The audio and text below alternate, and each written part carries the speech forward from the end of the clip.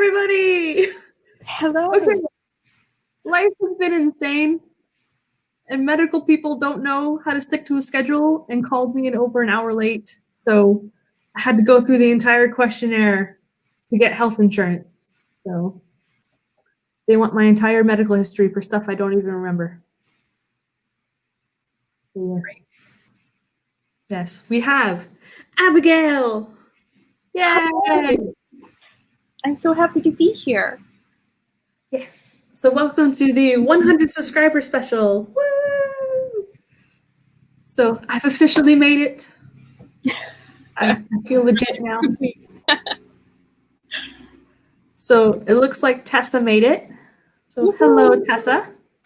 And Devin, of course, is here. Welcome, welcome. Let's see. Tessa is tired, but that's nothing new. Let's see. All right. Looks like that's it. Okay. So I sent out a message on Instagram asking for questions, and on my Milwordy vlog, I asked for questions, and I only got 3 questions, all from Megan, because she is amazing. So, yes. Did you do a Ask Me Anything? No. No? Technically, I kind of did one in my book release, but that was kind of about the book, so not me. So yeah. Your book launch was so fun. It was fun for me too. Cool. So, sweet. Okay, so the questions that I have, I pulled up. Here we go. So they're all about writing. So if you have, and if anybody watching has any questions, please put them in the chat. That would be super awesome. So it looks like the first question is, what draws you to write horror? Did you know I write horror? Surprise. I'm trying to think if I do or not. Yeah. So I guess before I go into the questions, I'll go over what I do, what I write and stuff, because some people don't know me yet. So I am a California girl living up here in Toronto, Canada, and I work doing special effects for movies and films, like TV shows and stuff. So,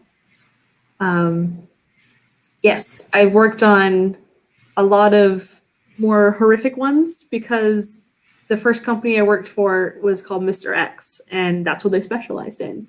So lots of decapitations, lots of blood splats, and lots of scary, gory creatures that would swipe at the camera and at the characters, and then, yes, lovely, lovely stuff.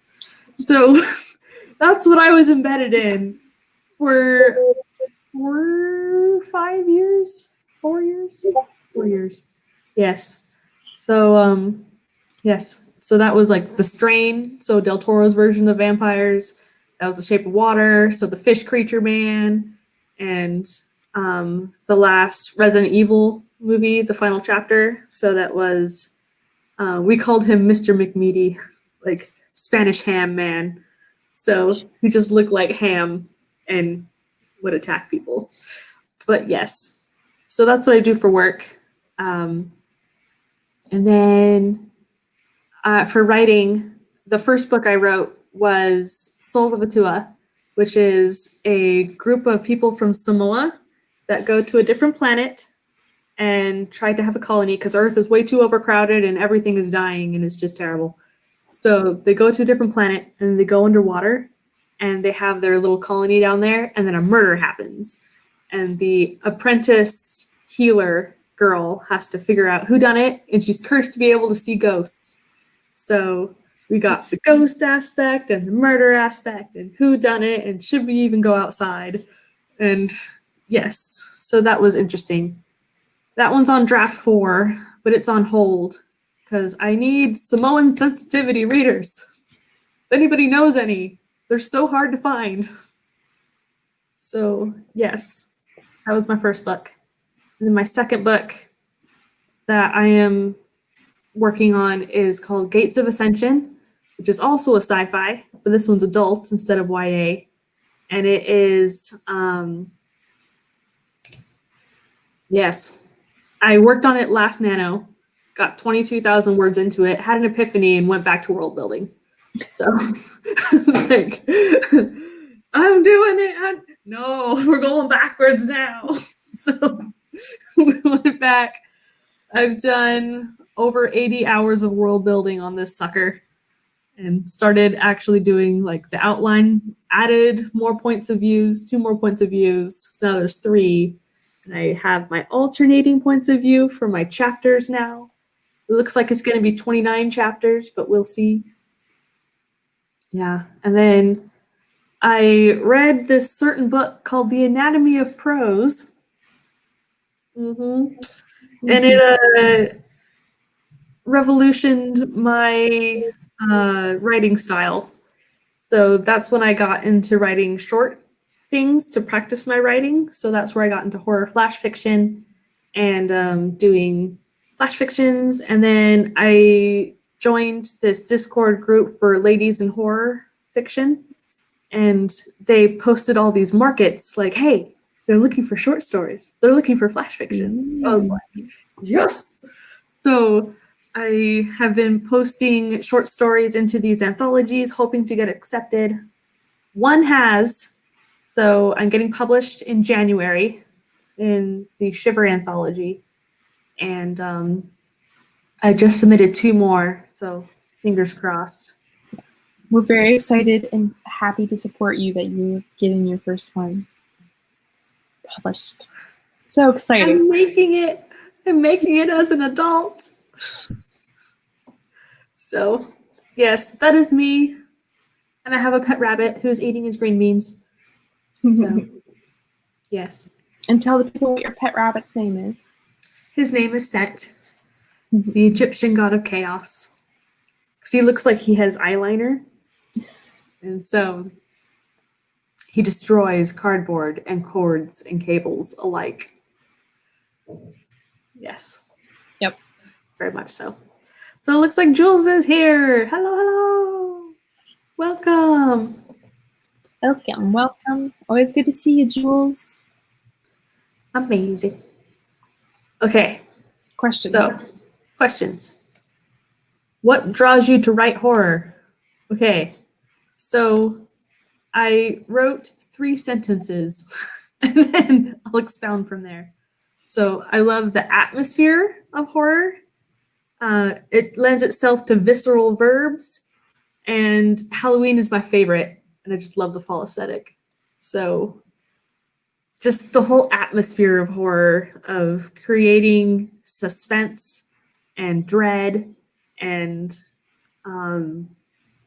focusing on the surroundings of the characters a bit more. Because I used to have a lot of white room syndrome. Like, it was really bad. Because I didn't want to have to world build what the counters and sinks looked like in a Samoan colony. So instead, now with horror, I can poetically describe the trees reaching for salvation in a cemetery.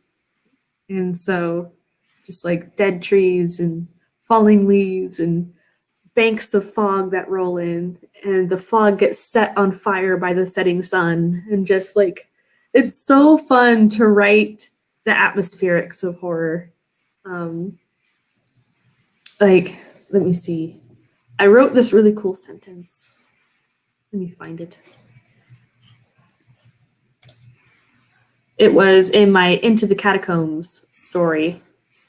So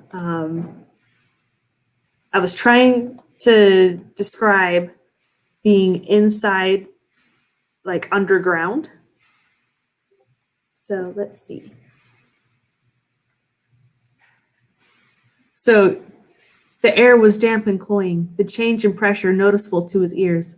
He could hear water dripping up ahead in the bowels of the caverns, and the tunnels seemed eerily silent, like a sound humans could not pick up was vibrating in their depths. So just building up the atmosphere and the tension and just, oh, I love it so much. Yeah. Is there anything about horror that you like to read or watch? I mean, my favorite part about horror is the psychological aspects. Yeah. Why people do things, how they react to things, whether they're the victims or the murderers.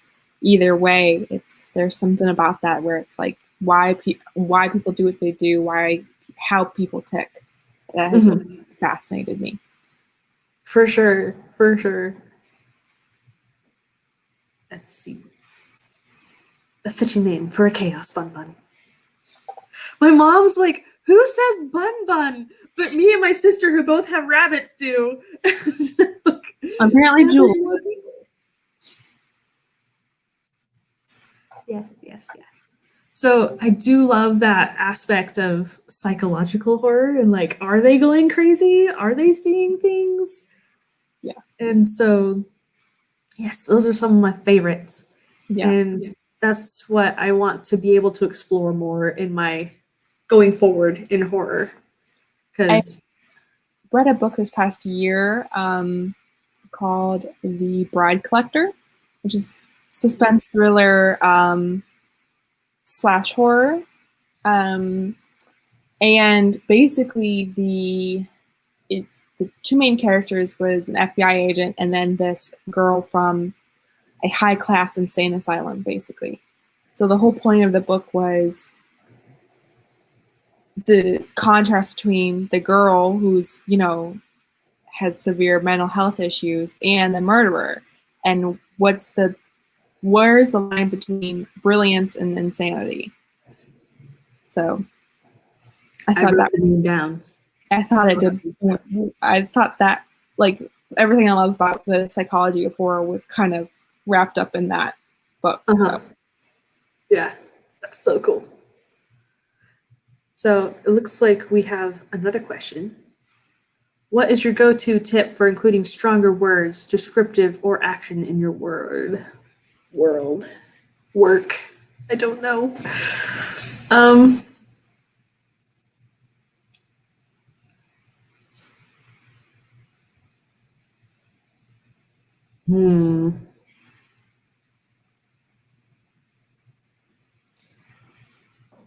Sometimes it's just you write the sentence and then you go back and think, what word describes this better?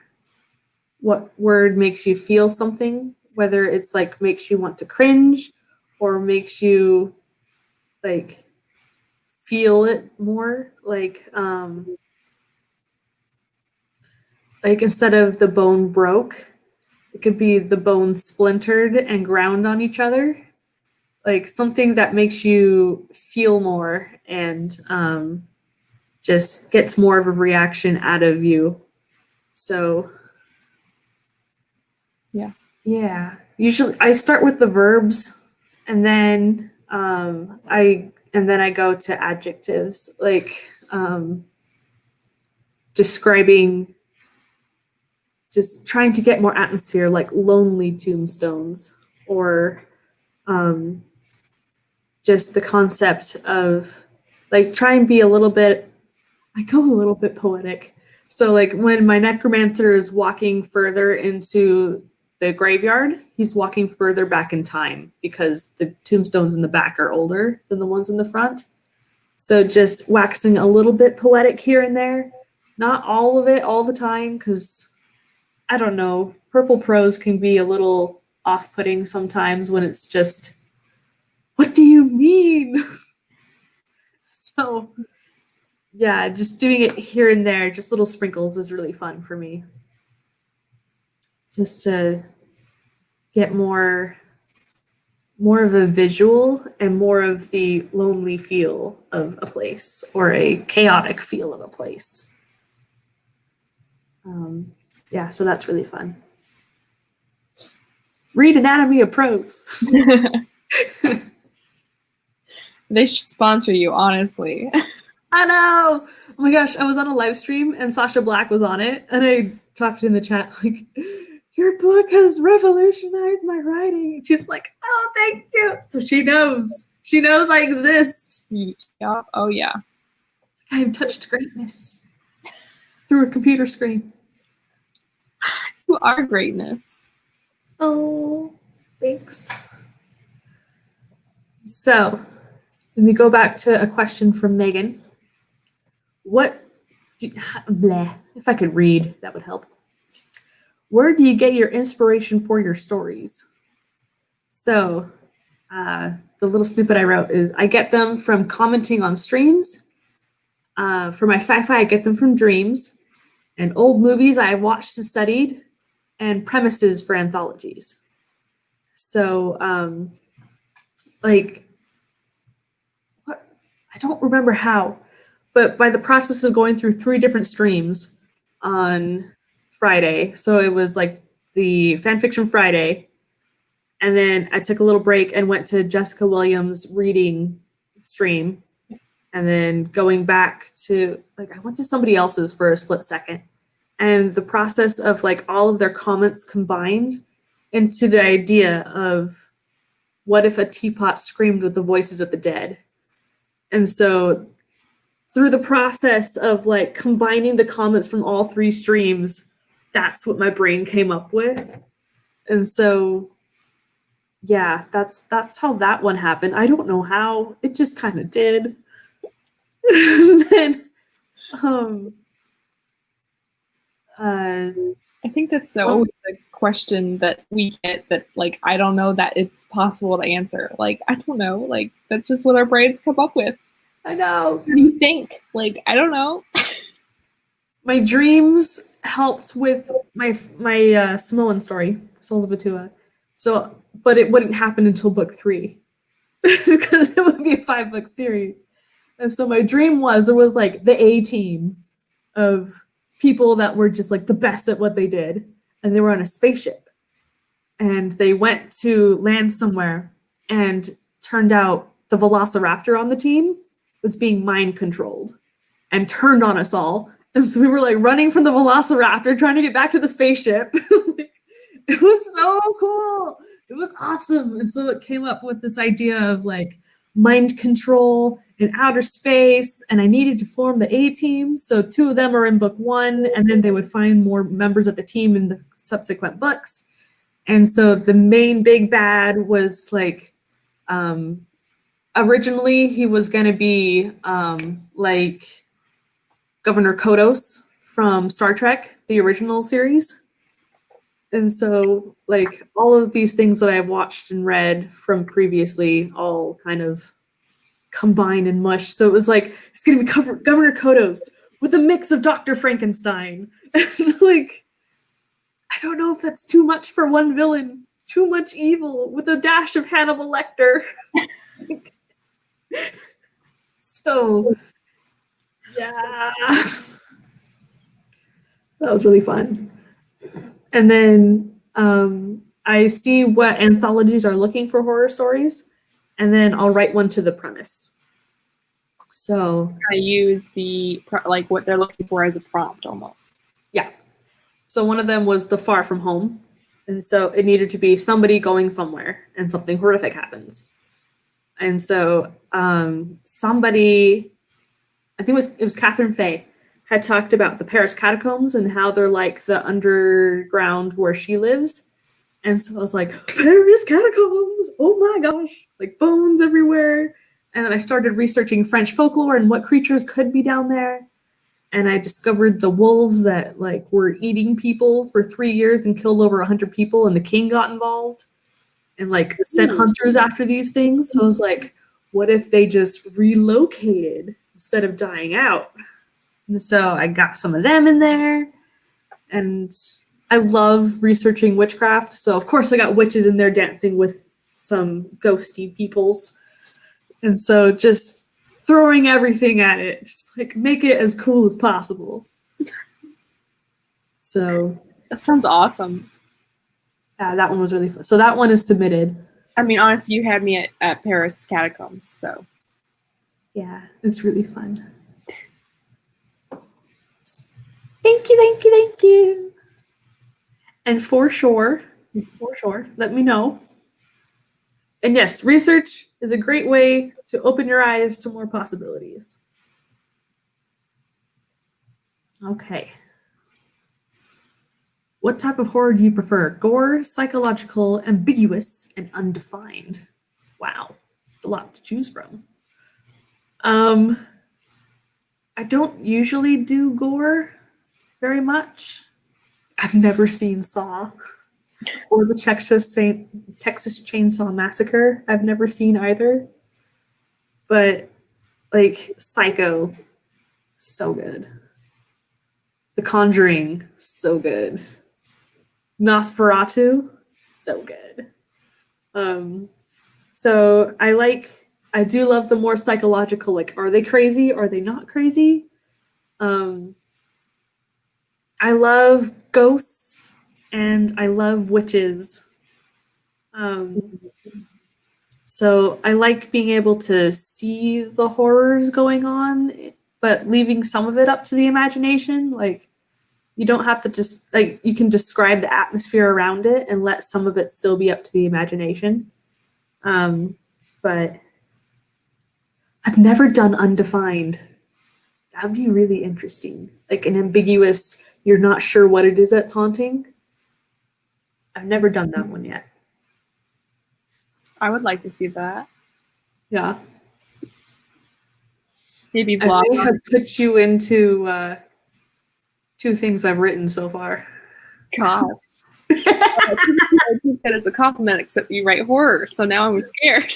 Well, one's in the sci-fi and one is in the horror. Okay. Tell me about this. You are a murdering old woman in the poem that I sent you. So you may have killed a few people off with your teapot. That sounds about right. Yes. That one I like, yes. And then the other one is you are a retired general and you take someone under your wing and train them to be a pilot. Very fun. In space. So you're a nice person in that one. Yay! Even though I'm definitely not pilot material, I don't think, but I like that. I like thinking I could be. A retired general. Cool. So the next question from Megan was, what's your favorite story I've written so far? Which is a little tough, but I would have to say Cloak of Bones, which is a flash fiction that I wrote. I submitted for publication and they rejected it, so I don't know why. It's flippin' awesome. And so I love it so much. It's the one with the necromancer resurrecting the witch. The skeleton of a witch, and sends her on a mission. And so now I am expanding it to be a short story. So I'm actually showing her mission now. And she's like carving runes into her bones to create wands she can dual cast with and has to retrieve something. And so, yes, the wards might melt flesh. So we got to have a skeleton do it. So, yes, I love that one so far, but I still got to finish. So. That's awesome.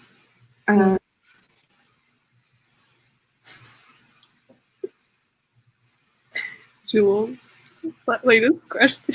Since you're mentioning putting Abigail in the story, have you killed off characters based on in real life people you were angry with? No, I have not. I have not. I'm glad you're like, don't worry. Like, I'm pretty sure that hopefully I haven't died yet in any of your stories. So. Well, you were already dead when the teapot story began. Okay, well, then that's fine. I think. I don't know. You're just kind of out of the picture already, and your teapot has been taken by a starving artist. Also me?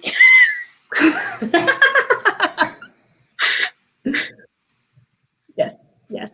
Hopefully your teapot doesn't scream obscenities and names.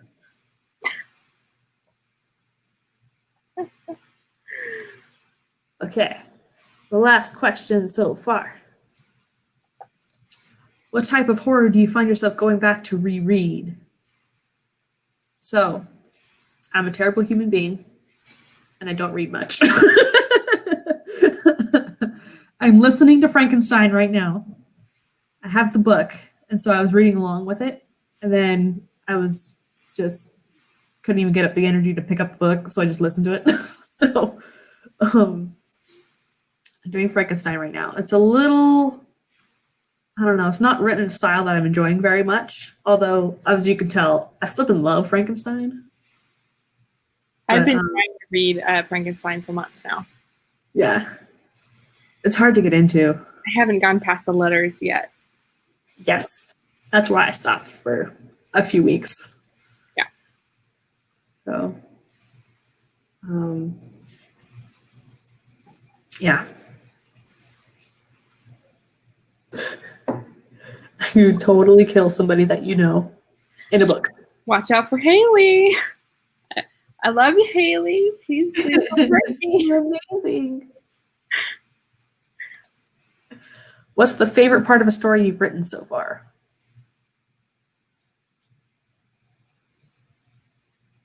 I just like descriptions. Like rose. Yes.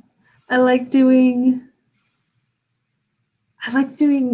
there's like a couple of lines in each story that I really like. Like in the one where the boy gets possessed by a Dybbuk, he starts eating bugs. Mm-hmm. It's just so gross, but it's so like the exoskeletons explode with the viscosity of chunky honey, and it's just like disgusting, and it's stuck in his teeth, and it's just lovely.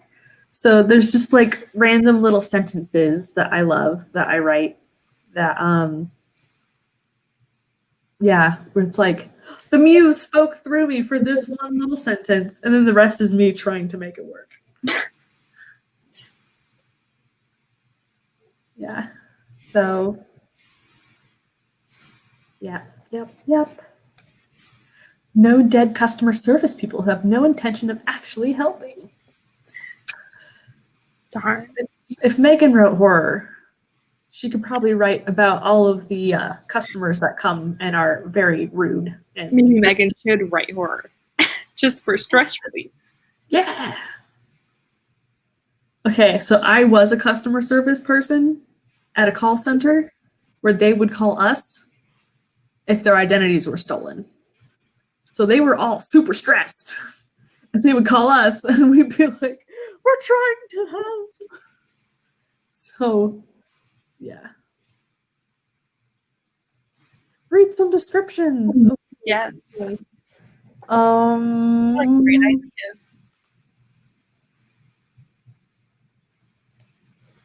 Oh dear. Okay, let me find some.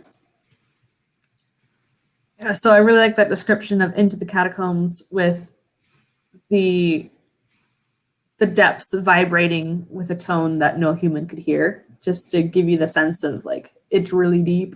Mm-hmm. Let me see. What else have I sent out?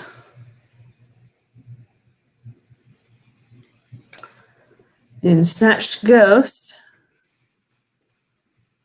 I really liked. The church was so grand and beautiful against the barren trees, like skeletal hands reaching to the sky for salvation. I liked that one. That one's good.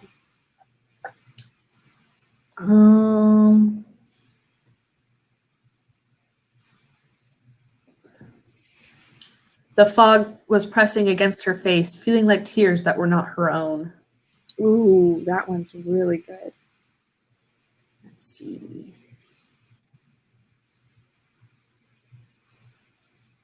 Where'd the other one go?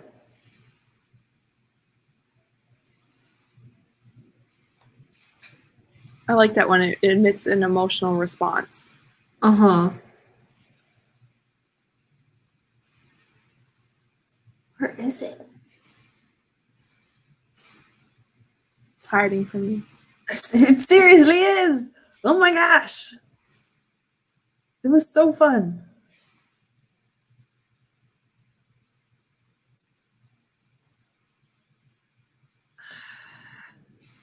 It's before she finds him, but she has to be outside.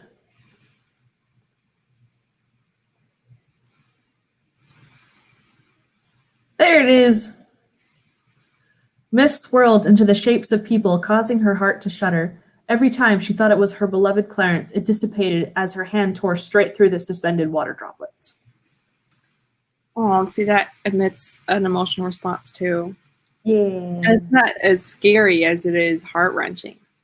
Yeah. She's trying to find her hubby on their wedding night, and he might not be in the house. Let's see.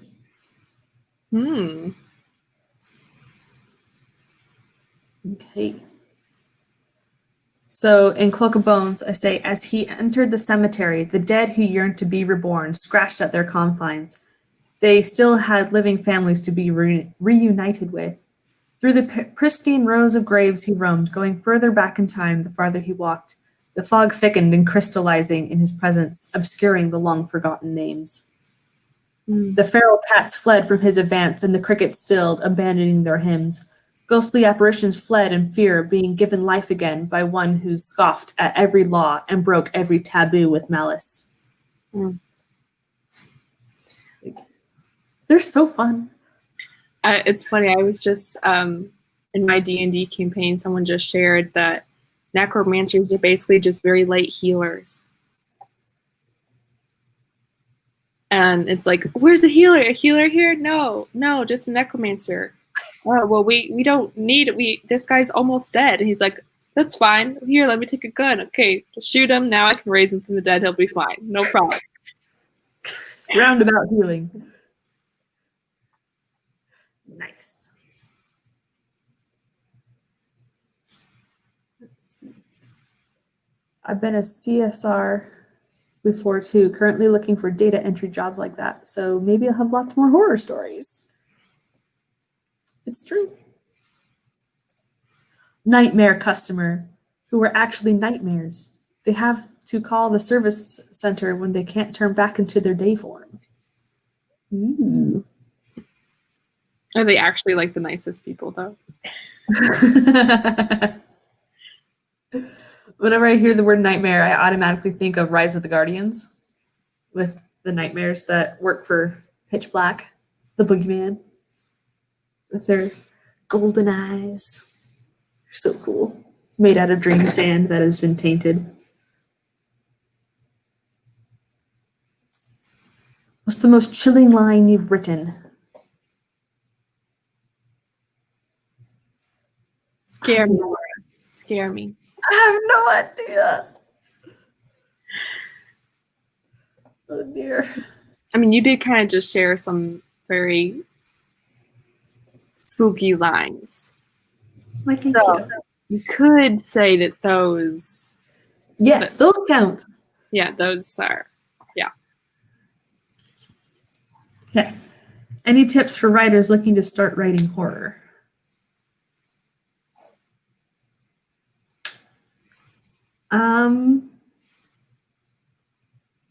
So I would start with brainstorming what it is that scares you and why it is that it scares you.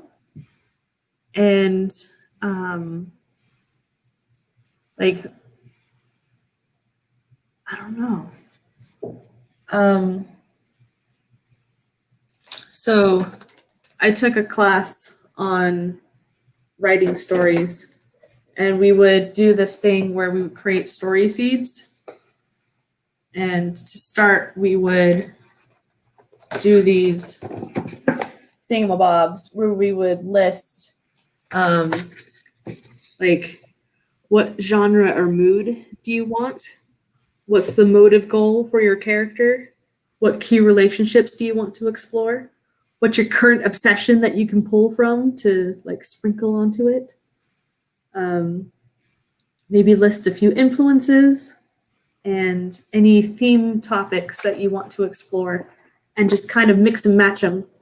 And so for a few of mine, it's I still have the one I did.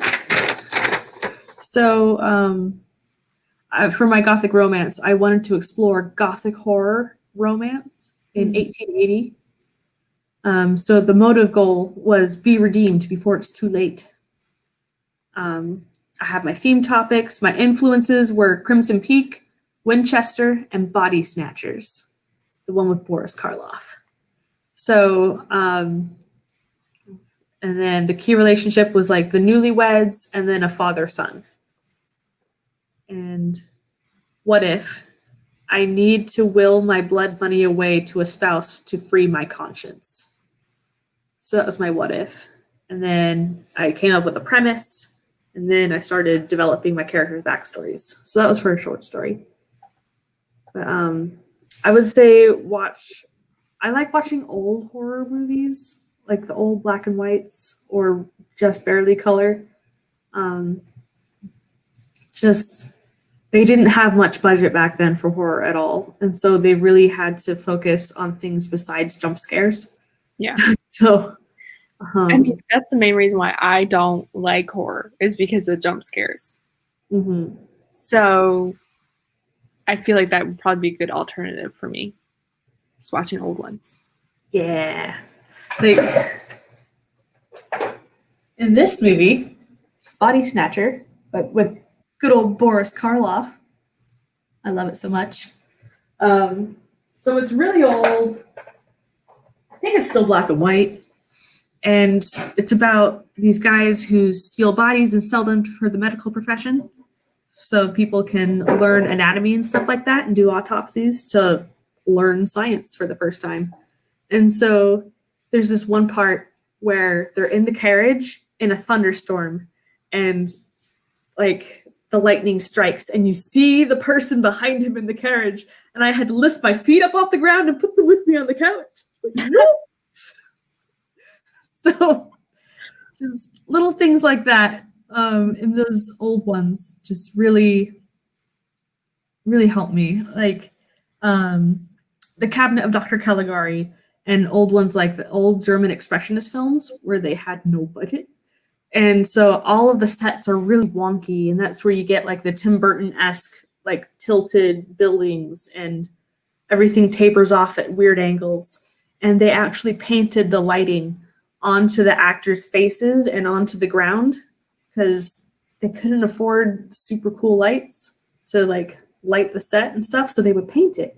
And it looks so cool, and it just gets you in a more artistic mindset, and everything is wonky and off kilter, and you're reading subtitles and it just feels like everything is foreign and different and so cool.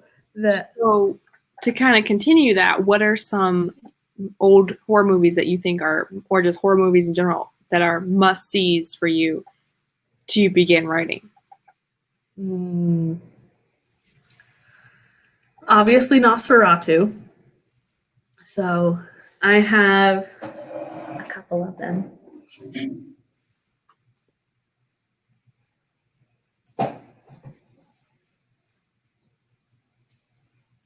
So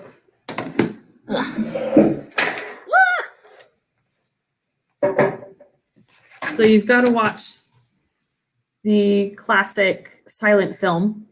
So this was it 22?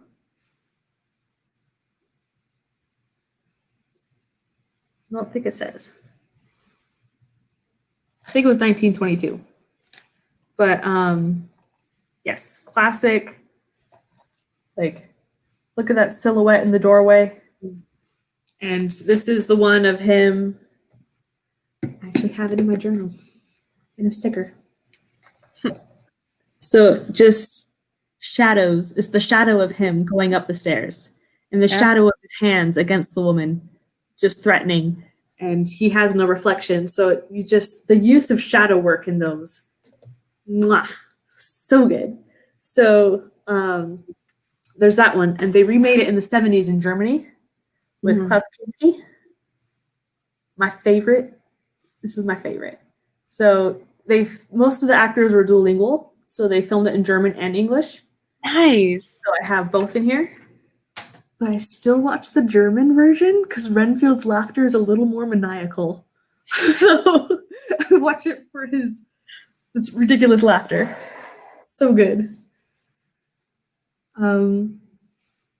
Yeah, just explore German expressionist films. So just their shadow use, their painted light, their wonky sets just create the atmosphere. Oh, Vincent by Tim Burton. So his short film is just a love letter to German expressionist film. And it's about a kid who wants to grow up to be Vincent Price, like one of the greatest of all time horror actors ever. And they actually got Vincent Price to narrate it and voice it. Like, it's so good. And so just the London fog that's in there and the dead wife, and he's just mourning her, even though he's like a 10-year-old kid. So, like, oh my gosh, it's just so beautiful. It's on YouTube, called Vincent. Okay. Yeah, it's like 5 minutes long, if that. But just, it is a love letter to German expressionist. There was another one called like From Morn Until Midnight or something, where this guy steals money and goes and spends it and like lives the high life for a bit. And every time he has a ping of his conscience, he looks and the person next to him's face is a skull. And so they would like pause and like put the skull over the face and he would react like, wah! And so there's like these random skull face moments that show up. And so it's just so cool. Just the eerie visuals that they have really inspired me. So It seems like there's a lot of symbolism. yeah, for sure. I like that a lot. Yeah. So you got your symbolism going and you got your visuals, and it's not just pull the music back, jump scare. So I despise jump scares. They make me jump for no reason. It's just a stupid cat. Yeah. Nah. Yes. Looks like the pronoun I is here. Hello, hello. Hello. Thank you, thank you. Okay. Castles, subways, churches. So I am trying to explore vast things. So I have one that takes place in the Lochs of Scotland and an abandoned castle where a red cap is that like takes someone and puts them into the foundation of a castle. And so I have the Paris catacombs. I have England with my Gothic romance. I have a forest in Poland where Leshy is. I have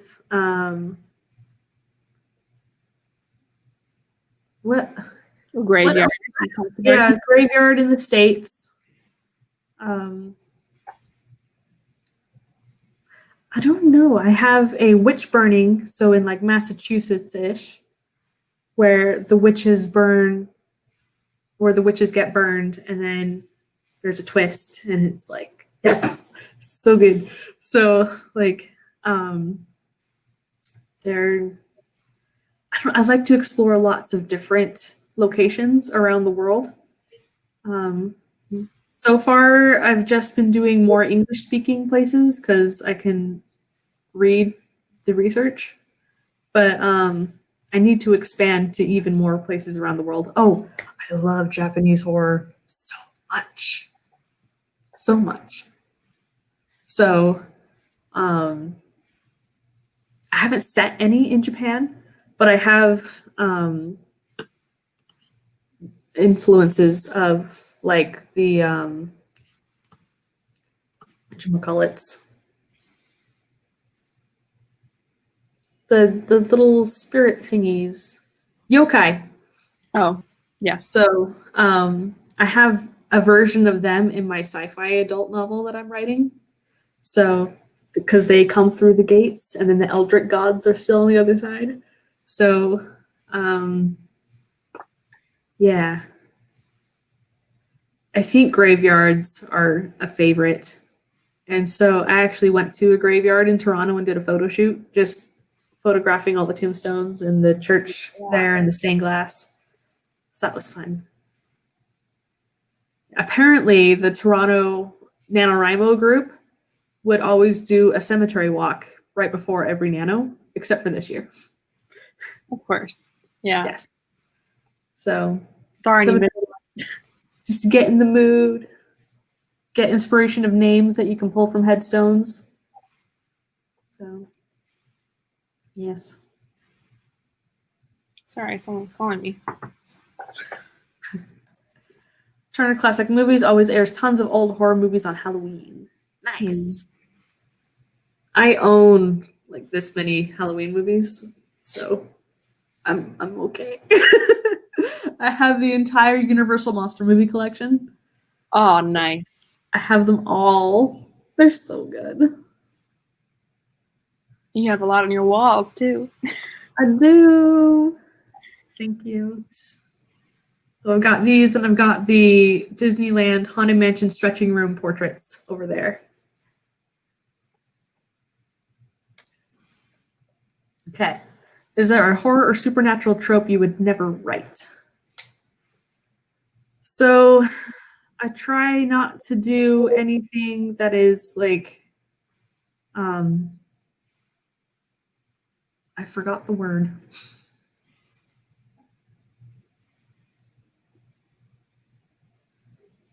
Assault. There we go. Sexual assault. I try not to do that. And yeah, that's pretty much what I just don't go near, because that's a whole different kind of horror. Yeah, it is. Yeah, so don't need that in my life. Yeah. I feel like that would be very difficult to write, not to mention read. So. Yeah. Your horror DVD collection is big too. Yay, buddies! So I think we'll go for 9 more minutes. So if anybody has any last questions, please put them in. That would be awesome. The questions have been great so far. Thank you. So what made you start an AuthorTube channel? I've been watching for a couple years, and the Great Plague had started, and so I was stuck home working from home, so I didn't have to commute anymore. And so it's like, I have some time now, because that's 2 hours more in my day that I could actually do stuff. So I started it because I didn't have to commute. And Camp NaNoWriMos were going on, so I was recording my progress there and my editing. So I just wanted to have it for posterity and to remember what I've come from. Yeah. Yeah, I remember those vlogs. I really enjoyed watching them. Thank you. How do you decide on titles? So my sci-fi first one has gone through like 3 or 4 different titles, but so that one keeps changing. For titles, I just kind of make it up and it sticks. Like Cloak of Bones. They made a cloak out of bones, and it was really cool. It's a really cool title, so. Thank you. I thought it was a unique title, so I went with it. Gates of Ascension, I picked. It was originally Brainwash Brothers as my working title, because there's brothers and there's brainwashing. And so that was my working title, and it's an awful title. So eventually I figured, well, there are your own. So there are these gates that the Oracle priestesses are at, and you use it to talk to the gods. So Gates of Ascension, like, hey. And then I was like, well, if I name it after the gates, I need to have them be more important. So then I had my third perspective of a Oracle priestess come into play. So now there are 3 points of view, and the gates are more relevant. Nice. Have your publishing plans changed after starting AuthorTube and submitting to anthologies? So I still want to traditionally publish my sci-fi for sure. I think by submitting to anthologies, I'm working up my street cred so that in my query letter, I can say I have been published here, here, and here in these anthologies. So I have a little bit of experience just working up my street cred. But eventually I will probably write a horror novel. So if I write a horror novel, I'll probably try and get it traditionally published.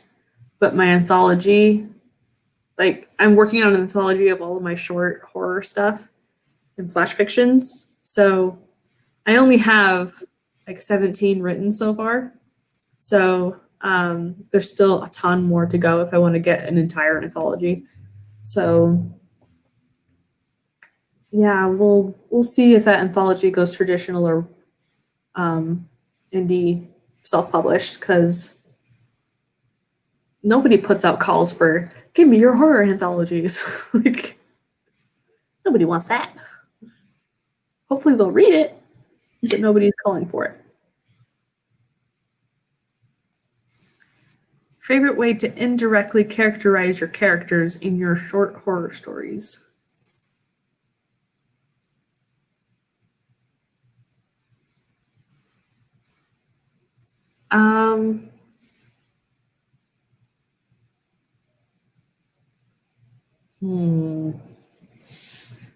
Characters I'm still trying to get better at.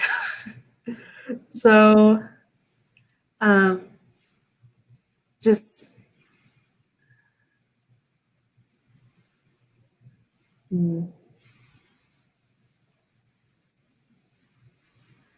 I like how they react to things shows a bit of their character.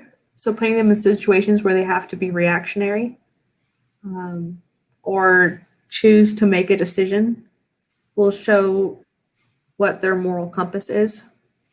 And so that can indirectly characterize your character instead of saying, like, they were a god among men.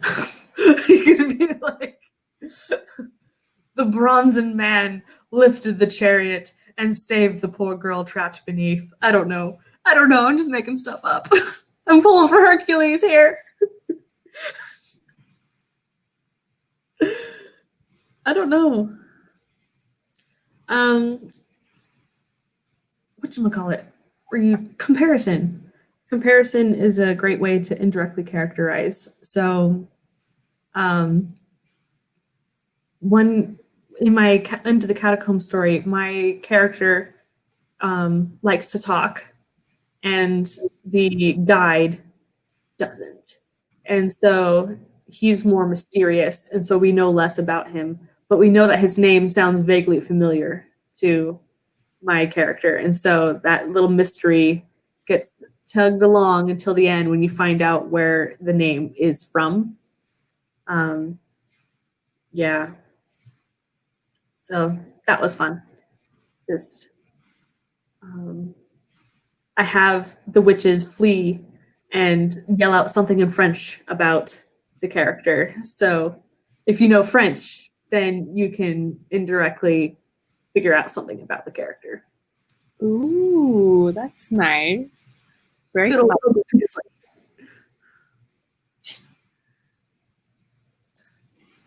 Two websites that advertise open calls for horror stories: Horror Tree and Dark Markets. Nice.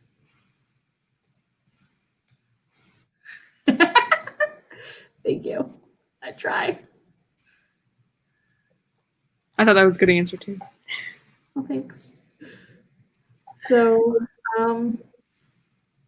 yes. Any last questions for the last 60 seconds?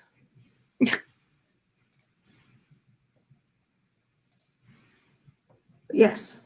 I keep hitting my printer. Printer abuse. It's broken. A piece of paper got jammed, and I pulled it, and it ripped, and then it just started sounding like it was possessed, and so I had to just unplug it. Yes. But yes. It's because I have a co-host. No, I have been calling you Miss Cool for like how long now? Pretty much since I don't know. we've known each other. Months now? Because you are so cool, like legitimately so cool in my humble esteem. So Oh, thank you. Yes. and I'm so glad you have 100 subscribers now, and here's to the next 100. Thank you. Thank you. Thank you. Thank you, Devin. So, Abigail, where can people find you? You can find me on YouTube at author Abigail Ford. You can find me on Instagram at author_Abigail. And then you can find me on Amazon because I just recently published a book. So Heck yeah, you did. I see you're repping some merch. I am repping some merch, yes. I have my shirts that are like live stream safe. Because I have some that just make my complexion just, ugh. Yeah. So, yeah. For sure. Like yellow. Oh, yes. Yes, yes. And light pink. Light pink actually isn't bad for me. Oh, nice. Or a There we go. I was waiting for it. You're like, just hold off till Devin does what Devin does. What Devin does best. Yes. Cool. Thank you, Devin. Well, yes. Devin is amazing. Mm-hmm. Thank you all for coming. Thank you so much for subscribing and sticking around and being my friend. So I'm not alone. I was honored and flattered that you asked me to join you today. So. Well, thank you for coming. I hope it wasn't too late. No, it wasn't. No, four is nothing. I mean, I just didn't want to go at like 10. I'm in bed at 10, so. Yeah. Cool. Well, thank you all for coming, and I will see you all hopefully tomorrow at my live write-in, which will go from 9 to midnight. So it will be late. Going an extra hour because it's the last stream of mine before Preptober, before Nano starts. And I need to get all the stuff prepared. So, yes. Thank you all.